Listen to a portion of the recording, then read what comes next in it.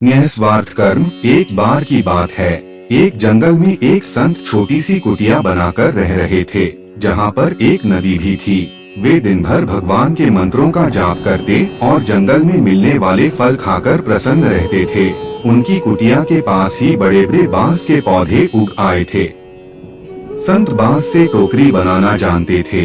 एक दिन उन्होंने मंत्र जाप करते करते बांस से टोकरी बना दी। टोकरी बहुत ही सुंदर और मजबूत बनी थी। संत ने सोचा कि ये टोकरी मेरे लिए तो किसी काम की नहीं है।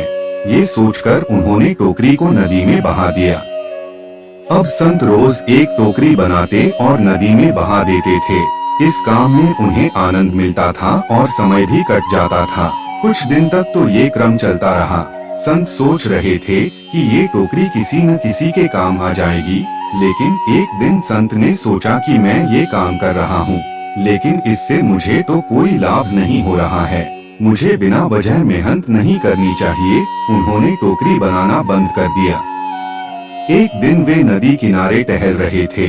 कुछ दूर चलने के बाद उन्होंने देखा कि नदी किनारे एक बूढ़ी महिला बैठी है। जब वे उसके पास पहुँचे तो उन्हें मालूम हुआ कि वह रो रही है। संत ने उससे रोने की वजह पूछी। बूढ़ी महिला ने कहा, कुछ दिन पहले तक इस नदी में रोज एक सुंदर टोकरी बहकर रोज आती थी। मैं उस टोकरी को निकालकर पास के गांव में बेच आती थी। इससे जो धन मिलता था उससे मेरा जीवन चल रहा था, लेकिन अब टोकरी आना बंद हो गई है। मेरे लिए खाने की व्यवस्था करना बहुत मुश्किल हो गया है, इसीलिए मैं दुखी हूँ। महिला की बात सुनकर संत को बहुत दुख हुआ। वे तुरंत ही अपनी कुटिया लौट आए और बांस टोकरी बनाकर नदी में बहा दी। इसके बाद वे रोज ये काम करने लगे ताकि उस बूढ़ी महिला की मदद हो सके। शिक्षा। स्वार्थ को भूलकर अच्छे काम करें। अच्छे काम निस्वार्थ भाव से किए जाते हैं तो किसी न किसी को उनका लाभ जरूर मिलता है। इसीलिए हमें बिना किसी निजी स्वार्थ के भलाई के काम करते रहना चाहिए। सदैव प्रसन्न रहिए। जो प्राप्त है पर्याप्त है।